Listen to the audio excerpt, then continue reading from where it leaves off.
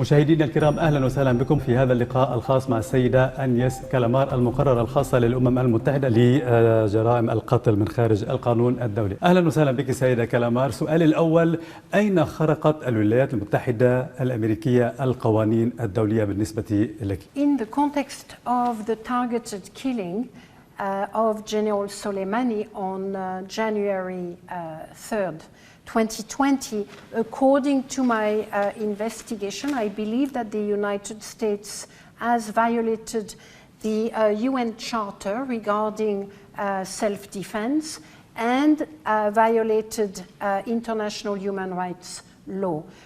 For me, the killing of General Soleimani amounted to an arbitrary killing for which the United States is responsible. البنتاغون الأمريكي أمس بعد تقديمك للتقرير يقول بأن الولايات المتحدة كانت في حالة الدفاع عن النفس.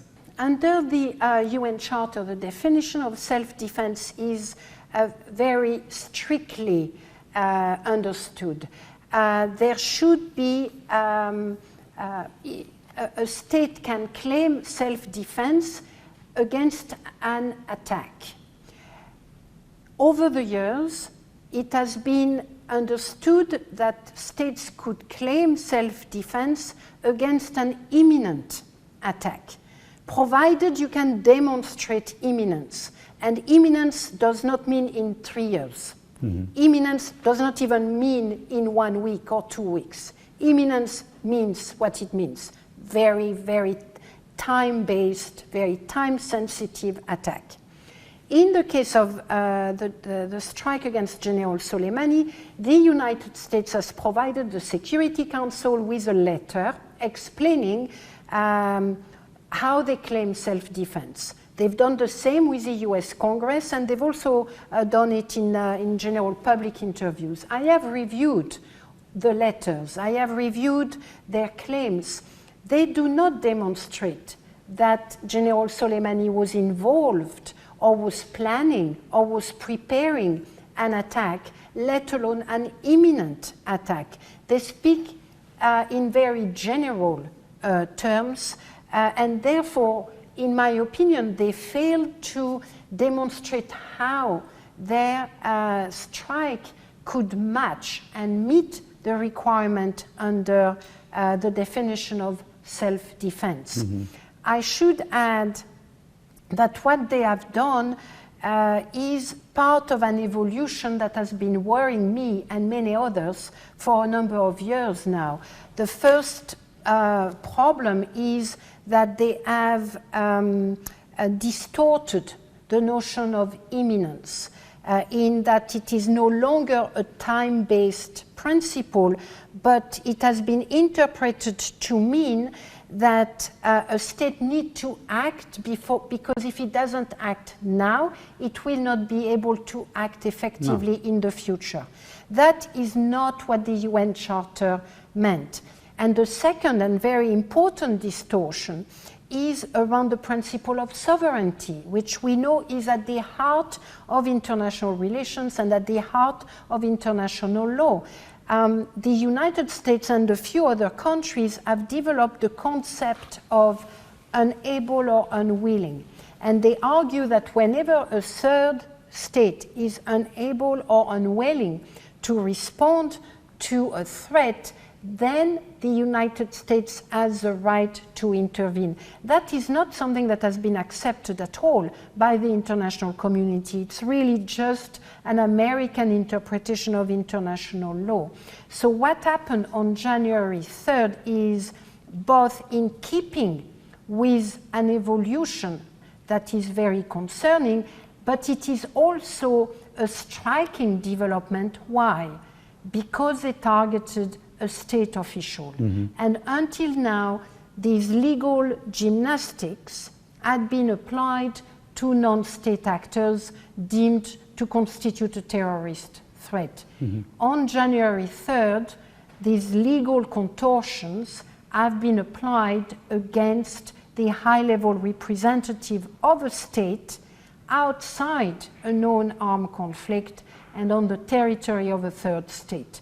that's a major development. هناك مسألة أخرى تتحدثين عنها في التقرير حول يعني استخدام الولايات المتحدة الأمريكية مسألة الإرهاب لاستهداف الجنرال السليماني، وتقولين في التقرير أن هذا الاستهداف أو هذه الذريعة غير موجودة لأن إيران تواجه الإرهاب. So what the United States have done or seemingly have done is to use their war on terror doctrine and apply it to the General Soleimani. They've done so by proclaiming in, I believe, April 2019 that General Soleimani and the Revolutionary Guards constituted a terrorist group.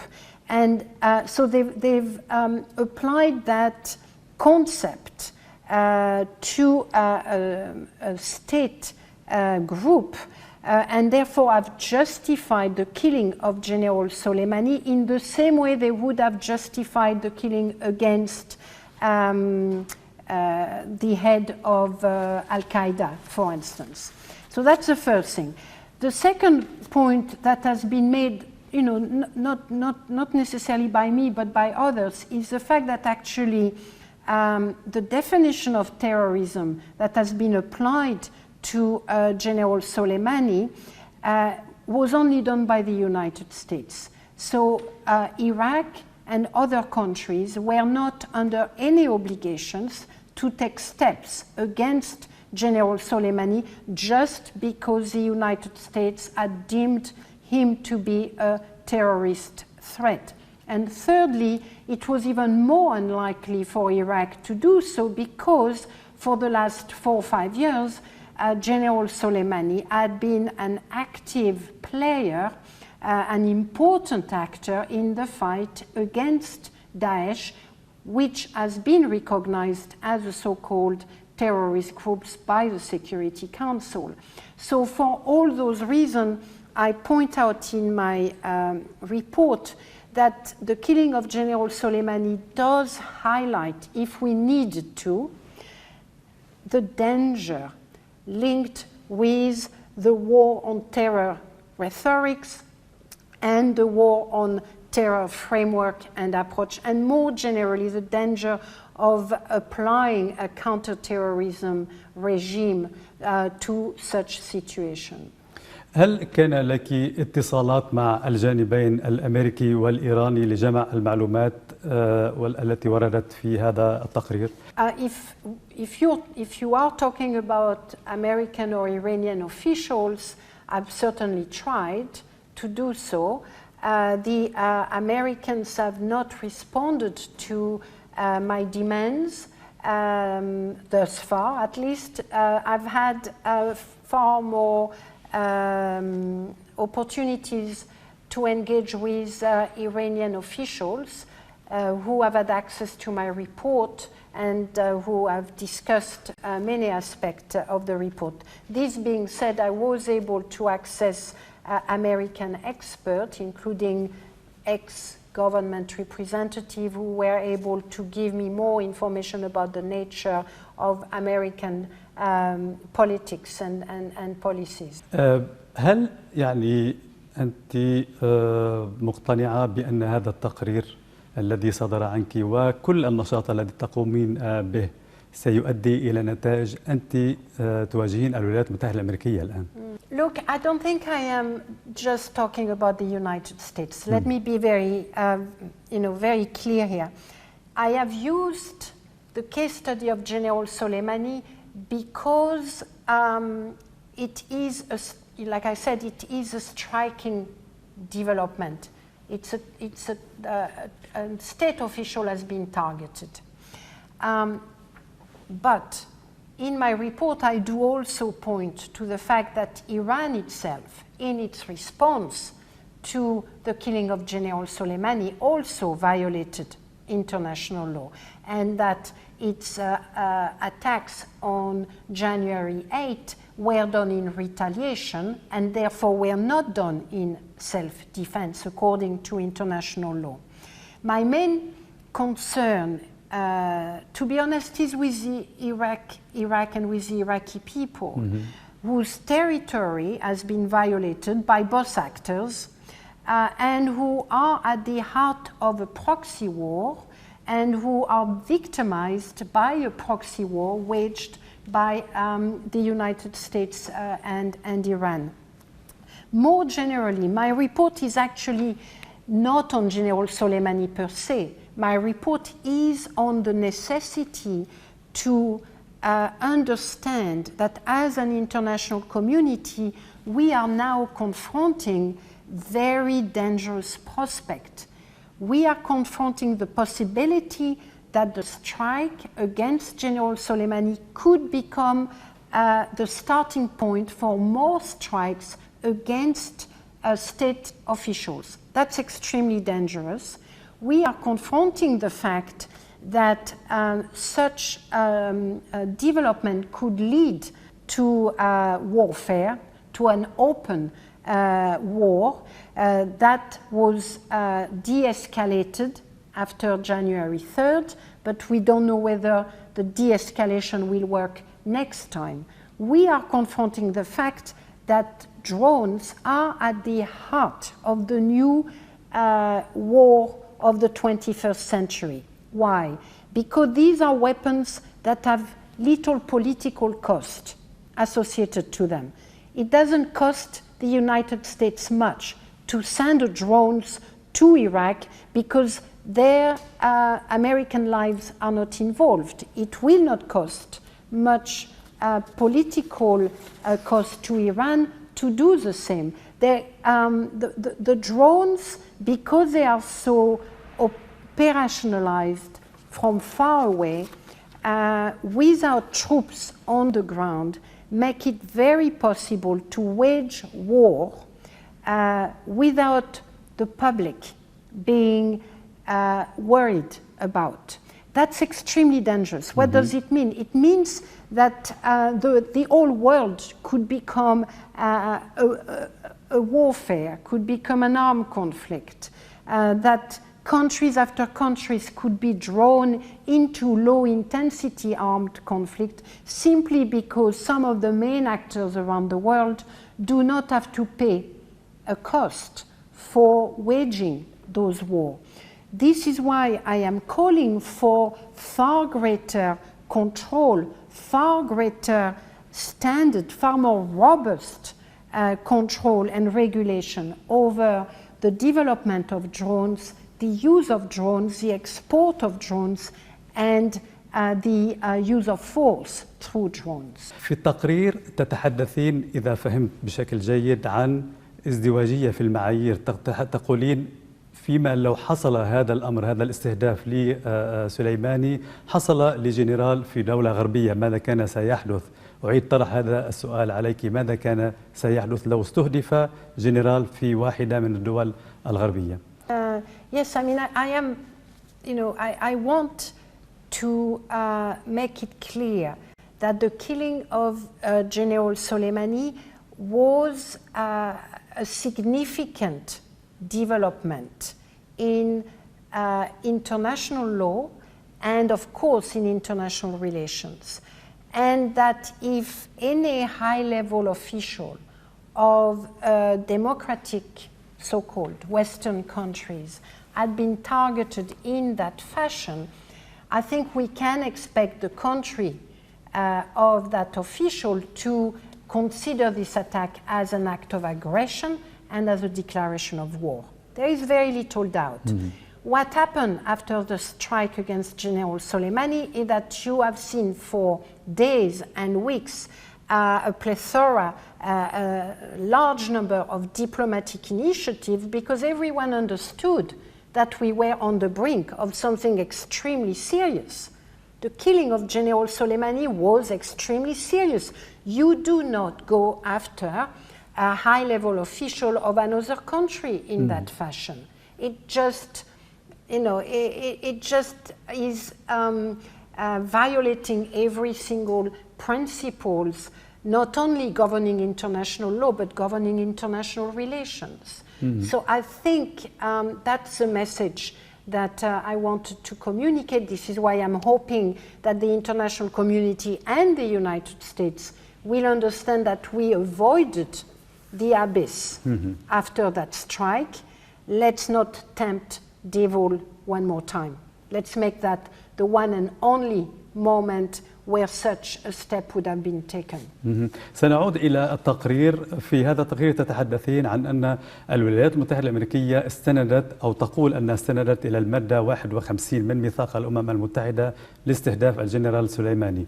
إيران في ردها في 8 من كانون 2 يناير الماضي قالت أيضا أنها استندت إلى المادة 51 للرد على الولايات المتحدة الأمريكية. ماذا كان تقولين أن الاثنين أخطأ؟ ماذا كان على إيران أن تفعل لمواجهة الغارة الأمريكية؟ Look, there are a couple of things. First of all, Iran should not have retaliated under international law.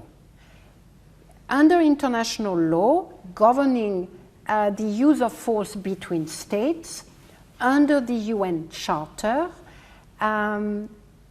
attacks, retaliation are prohibited. Prohibited.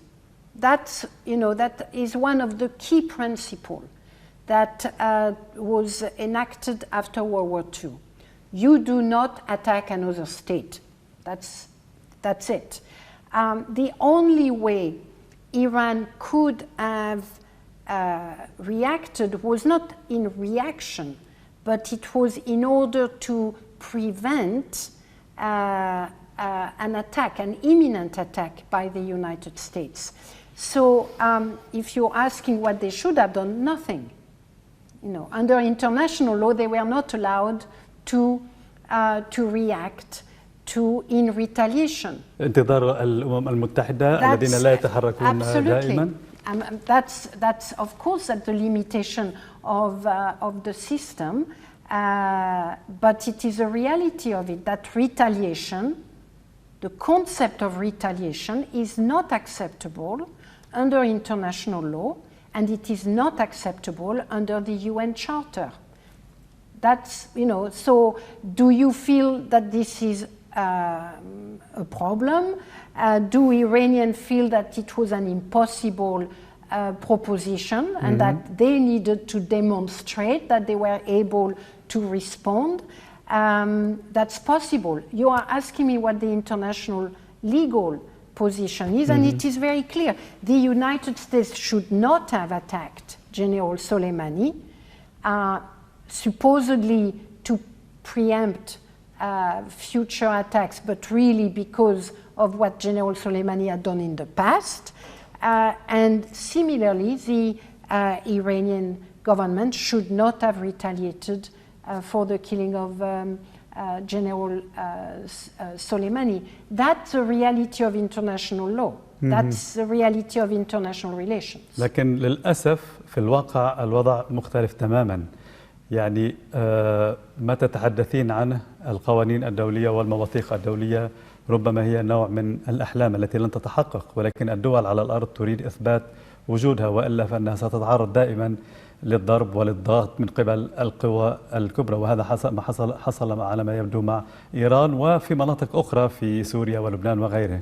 You're imposing or you're analyzing the situation from the standpoint of what we call in international relations the realism approach to international relations. I'm not suggesting this is not what is happening right now. There is absolutely no doubt that as an international community, we are moving into a space where various governments are affirming their power and their authorities, both internationally and regionally. Internationally, it is a conflict between at least two superpowers, China and the United States, with Russia playing an important role.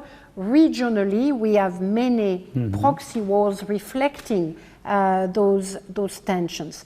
It is a reality of the restructuring of the international system. I am an international human rights expert.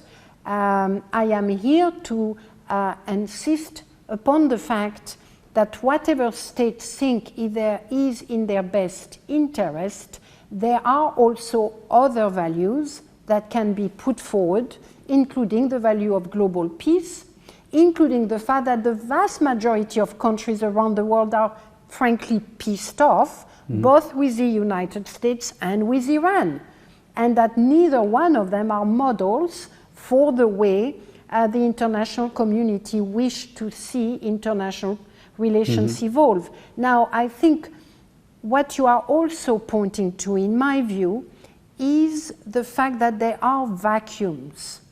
There are no institutions at the moment that has the legitimacy to respond and to impose sanctions. If Iran had trusted the Security Council, if the Security Council had been a different Security Council, if there had been institutions willing to step in and to impose sanctions on the United States, it is well possible that Iran will not have retaliated. So what all of those episodes have shown are the very dramatic vacuum that we are confronting at the moment in terms of our institutional setting. The fact that the UN, as I pointed out, is basically missing in action. The Security Council is not playing its role. The General Assembly has not had the opportunity to say anything, and there are no mechanisms that can sanction those that violate international law.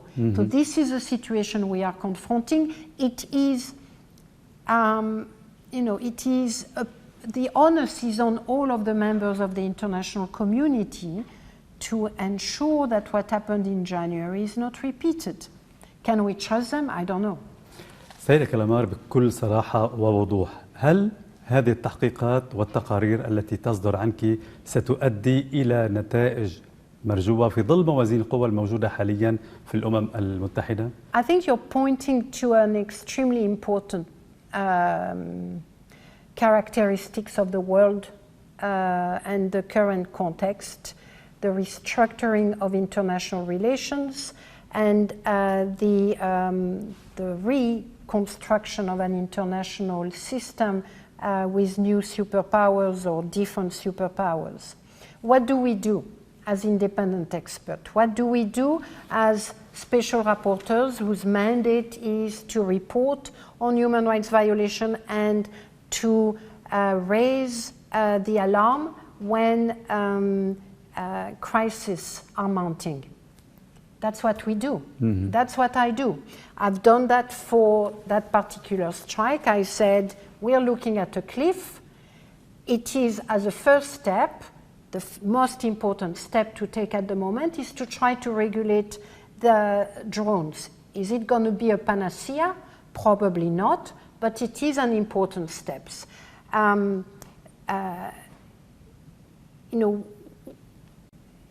My role is to speak up. My role is not to be afraid. My role is to be courageous and to speak truth to power. My role is not to put an end to what's happening. And I certainly do not have the power to sanction governments. Does that mean that the human rights community should give up? No, there are victims we need to speak for. There are many countries beside the United States and Iran who are horrified by what's happening. And they cannot be taken for granted. They need to be empowered to also speak up. سؤالي الأخير، في الحالة الطبيعية ومن دون الاستناد إلى موازين القوى الحالية، إلى أين تؤدي تقارير من هذا النوع؟ هل يعني ما هي العدالة التي ستتحقق من خلال هذا التقرير؟ A report from special rapporteurs, including myself, do not have a binding effect on member states. What we can do is suggest, recommend, give ammunition to the willing actors who wants to do something. You know, over the last few months or even few weeks, we have seen special rapporteurs taking a very strong stand against police violence in the United States. We have taken a very strong stand against racial discrimination in the United States and elsewhere. That has eventually led to a special session at the Human Rights Council. In the context of Israel annexation or proposed annexation, we have done the same. It is not up to us to stand on the border and to ask Israel not to proceed with this annexation, but it is incumbent upon us to make it clear that this annexation is violating morality, our conscience, and international law. What are the alternatives? We cannot be silent. We cannot allow for the space to be dominated by a single narrative, whether it is that of the United States, that of Donald Trump, that of Iran. We need to be able to speak up. Whether or not that has a direct impact, probably not, not immediately. But it is important not to remain silent. Silence is not an option when we are in such a world. It's just not an option. أتمنى لك كل التوفيق سيدة كالامار المقررة الخاصة لجرائم القتل من خارج القوانين. شكرا جزيلا لك. مشاهدينا الكرام، شكرا جزيلا لكم على حسن المتابعة وإلى اللقاء.